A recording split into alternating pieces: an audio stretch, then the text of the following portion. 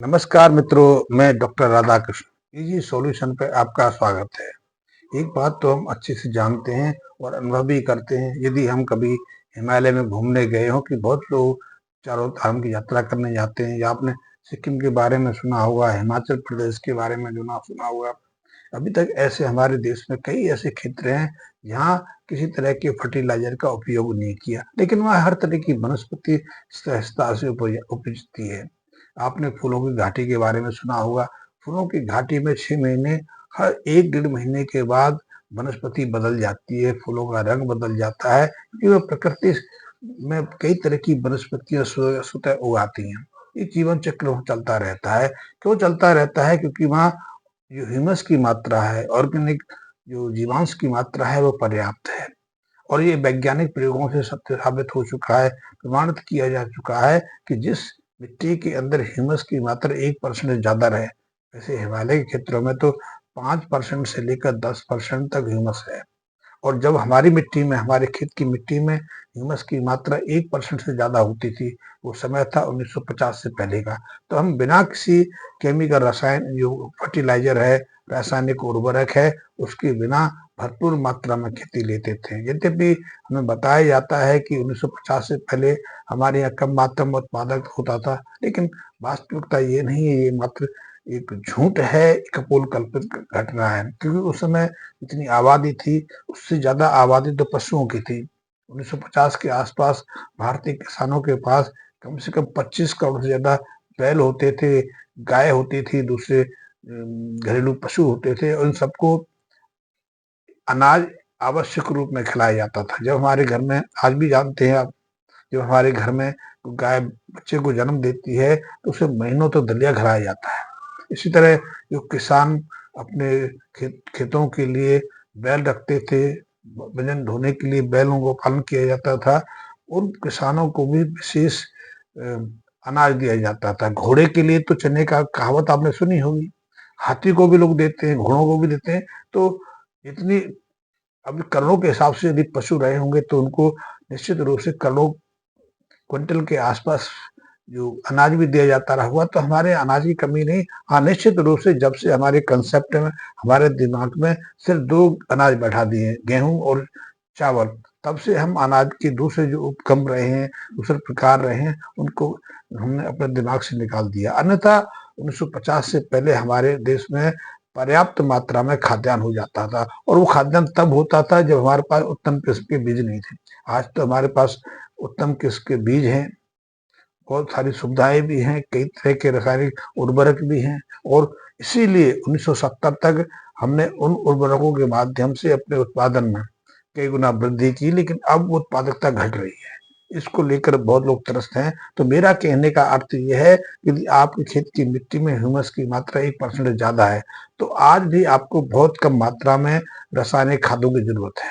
आपको urea, DAP, MOP की बहुत कम मात्रा में जरूरत है। लेकिन जब ह्यूमस की मात्रा, कार्बनिक जो जीवांश की मात्रा निम्न स्तर पर पहुंच जाती है, जैसे कि आज देश की अधिकांश मिट्टी की जमीन में ह्यूमस की मात्रा 2% के आसपास देखी जा रही है, 3% के आसपास देखी जा रही है।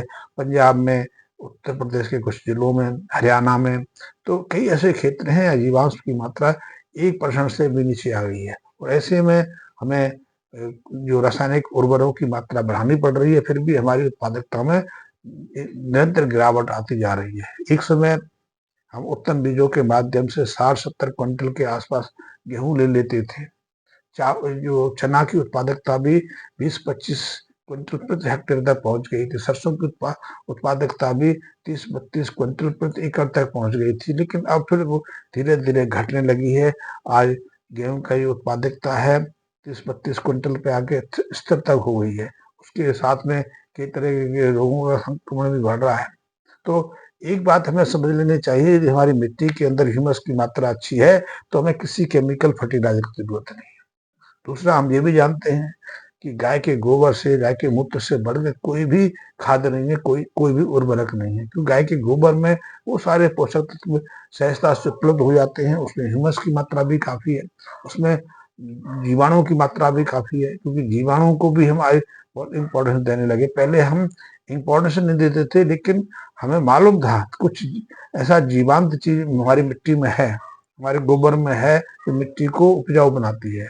अब तो ये वैज्ञानिक प्रमाणों से, वैज्ञानिक अनुसंधानों से प्रमाणित किया चुका है कि यदि हमारी मिट्टी के अंदर पर्याप्त संख्या में जीवाणु हैं, तो उन जीवाणुओं के माध्यम से हमारी जो खेत की मिट्टी है उर्वरक बनी रहती है, उसमें उपजाऊपन बना रहता है। 1980 के आसपास तो हम हमारे जो कृषि वैज्ञानिक थे सिर्फ एक जीवाणु के बारे में जानते थे, एक एक बैक्टीरिया के बारे में जानते थे, उसको आइजोनियम कहते थे, जो आज तिलहनी फसलों की जड़ों में रहता है। इसके बारे में विस्तार से फिर कई बात करूंगा, लेकिन आज हम हमारी जो कृषि वैज्ञानिक है 27-28 तरह के जीवाणुओं की पहचान कर चुके हैं, और इन जीवाणुओं की पहचान मिट्टी में ही नहीं हुई है, गाय के गोबर में भी हुई है। और गाय के गोबर में, गाय के पेट में तो ऐसे सैकड़ों तरह के जीवाणु रहते हैं। तो गाय का गोबर सबसे श्रेष्ठ खाद है, और यदि गाय का गोबर पूरी तरह से डिकम्पोज हो जाए, सड़ गल जाए, तो उससे उत्तम खाद कोई हो नहीं सकती, क्योंकि ऐसी खाद में, ऐसे गोबर की खाद से आप सहजता से बिना किसी केमिकल फर्टिलाइजर के श्रेष्ठतम फसल ले सकते हैं। एक पहली बात तो ये समझ लीजिए कि गाय के गोबर से बढ़कर कोई खाद नहीं है। यदि यदि वो पूरी तरह से डिकम्पोज हुई हो, सड़ी गली हो, तो उसके माध्यम से हमारे खेत को हर तरह का पोषक तत्व सहजता से मिल जाता है, क्योंकि गाय के गोबर में सेलुलोज है, हेमी सेलुलोज है, लिग्निन्स है।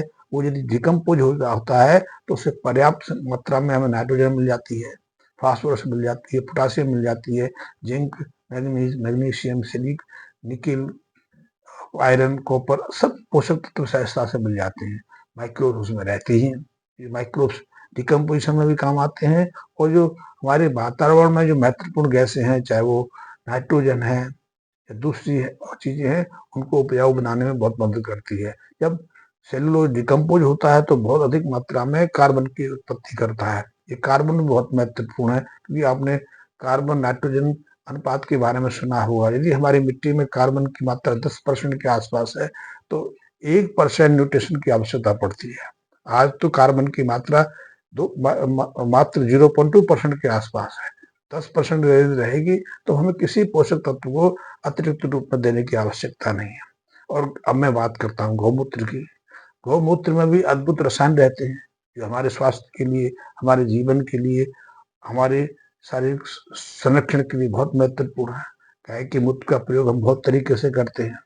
गाय के मूत्र में जीवाणु को भगाने के लिए, जीवाणु को निष्क्रिय करने के लिए बहुत रसायन रहते हैं। साथ ही गाय के मूत्र में urea, uric acid, nitrogen, phosphorus, potassium जैसे पोषक तत्व बहुत महत्वपूर्ण है। और ये बात आप अच्छे से जानते होंगे कि एक समान कद की गाय एक साल में 2.5 बोरी के आसपास यूरिया पैदा कर देती है।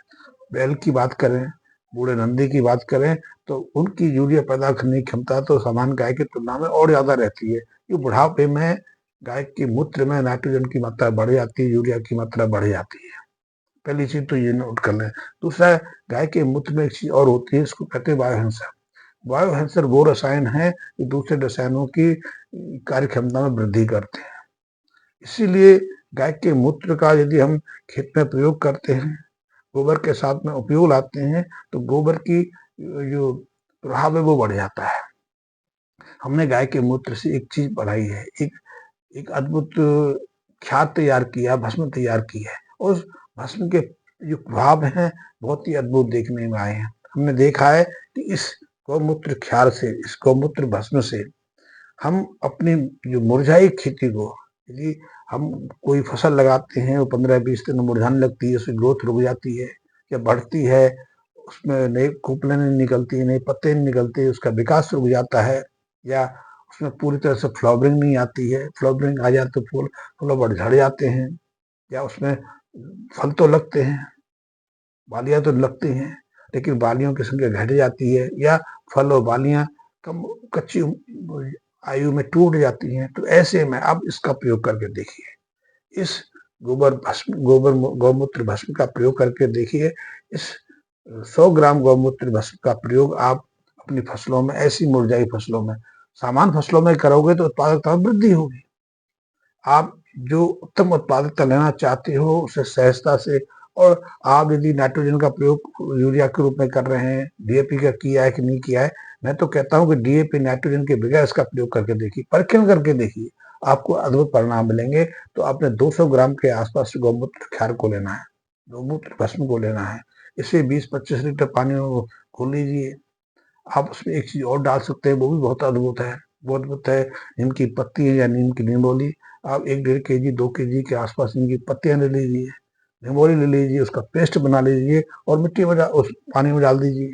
उसमें 200-250 ग्राम के आसपास चाहे तो गुड़ डाल दीजिए, नहीं तो आधा दर्जन केला डाल दीजिए और उसमें इसको मिला के रख दीजिए। 24 घंटे में एक अमृत तुल्य एक दिव्य रसायन पैदा हो जाएगा। उसका छिड़काव आप अपनी फसलों पर कर दीजिए।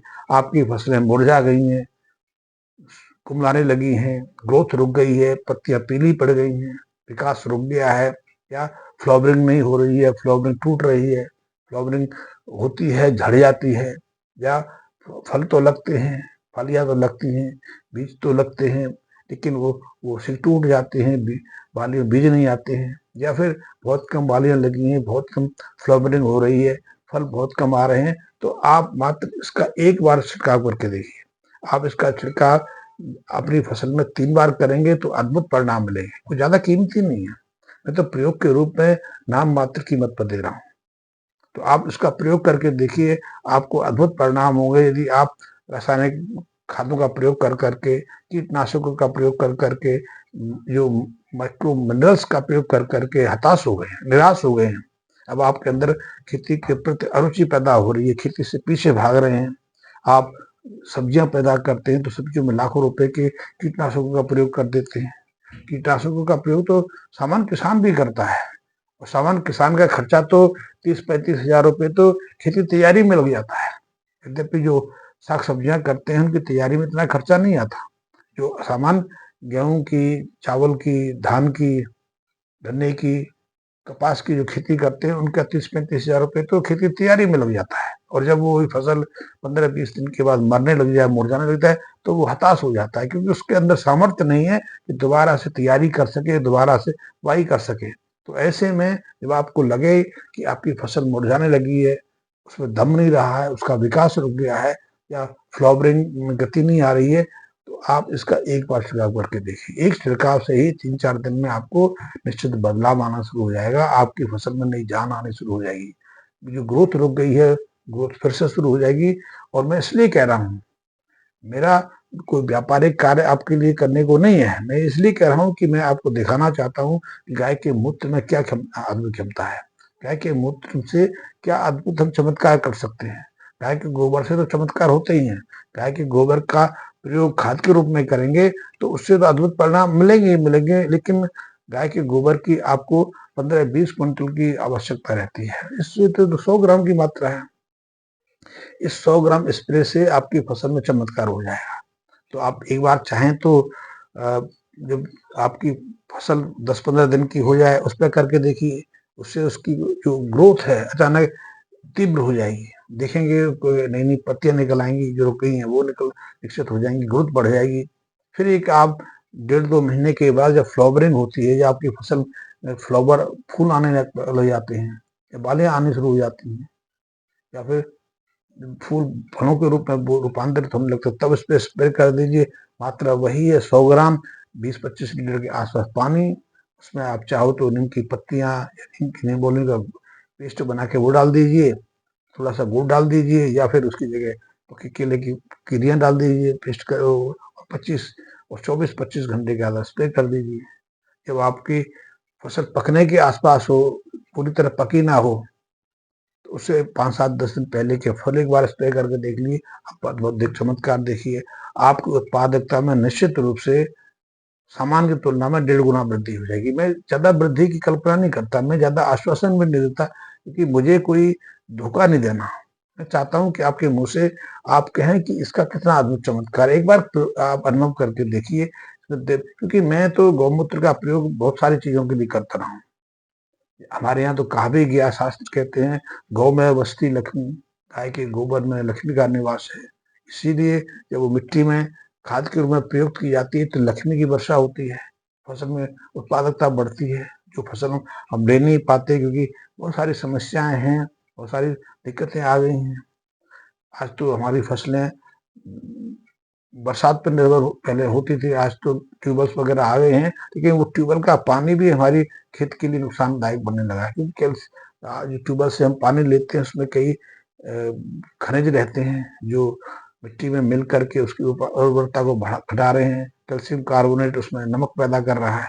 आपने देखा होगा जिन खेतों को हम ट्यूबवेल के पानी से सींचते हैं उसमें धीरे धीरे एक नमक की परत सी जम जाती है। उस नमक की परत का अर्थ ही है कि उसका उपजाऊपन घट रहा है। तो ऐसे में गोबर की खाद से आप उससे मुक्ति पा सकते हैं, और गोबर गौमूत्र से तो आप अपनी जो फसल की उत्पादकता है उसमें निश्चित रूप से वृद्धि कर सकते हैं। आप एक बार प्रयोग करके देखिए, छोटे छोटे प्रयोग हैं। आप गौमूत्र बस बनाना भी सीख सकते हो। गौमूत्र का प्रयोग तो आयुर्वेद में हजारों सालों से कई तरह के रोगों में हुआ है, और अब इसी गौमूत्र को हमने भस्म रूप में बदल कर खेत के लिए उपयोगी बना दिया है। वैसे तो गौमूत्र का सीधा सीधा प्रयोग हम भी करते थे। हम गाय की जो झुंड थे अपने खेतों में बैठाते थे। आपने अनुभव देखा भी होगा, चाहे आप अब शहरों में रहने लगे हैं, चाहे आपने इस चीज को अनुभव नहीं किया, क्योंकि अब तो गाँवों में गाय गोवंश ही नहीं बचा, बहुत कम गोवंश बचा है। लेकिन पहले हमारे पूर्वज थे, अपने खाली खेतों में बारिश से पहले मई जून के महीने के आसपास अपने खेतों में गाय के झुंडों को बैठाते थे, 2 दिन के लिए, 3 दिन के लिए, 4 दिन के लिए। और उस गाय का झुंड गोबर गौमूत्र का त्याग करता था, वो बरसात में उनके लिए सोने का अंश बन जाता था, क्योंकि उससे उनके खेत की जो फर्टिलिटी थी, उपजाऊपन कई गुना बढ़ जाता था। तो इसका एक बार प्रयोग करेंगे तो निश्चित रूप से आप प्रभावित होंगे। आपको किसी भी कीटनाशक की जरूरत नहीं पड़ेगी, आपको यूरिया, डीएपी किसी चीज की आवश्यकता नहीं। आप धीरे धीरे देखेंगे कि आप इसी के माध्यम से, बिना किसी यूरिया के, बिना किसी डीएपी के, बिना किसी एंटीसेक्टाइड, पेस्टिसाइड, फंगिसाइड के, आप अच्छी अच्छी फसल अच्छी मात्रा में दे पाएंगे। आपके मन में कोई शंका है, आप इसका परीक्षण करना चाहते हैं, तो निसंकोच मुझसे संपर्क कर सकते हैं। मेरे लिए कोई प्रश्न है तो पूछ सकते हैं। धन्यवाद मित्रों।